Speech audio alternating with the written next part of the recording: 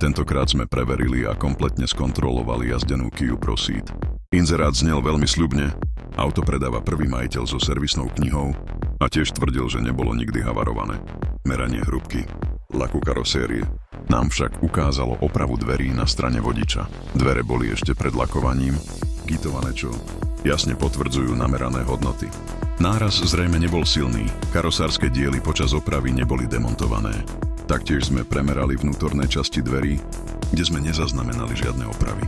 Taktiež sme skontrolovali vnútorný prach, nakoľko náraz bol práve v spodnej časti dverí. Na spodnej hrane opravovaných dverí je už vidieť pokročilá korózia.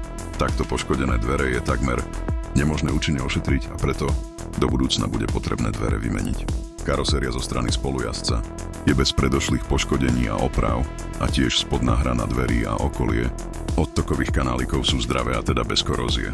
Tu je jasné vidieť, aké sú riziká havarovaných vozidiel. Chcete vedieť, ako dopadla kontrola? Odporúčili sme nakoniec auto kupujúcemu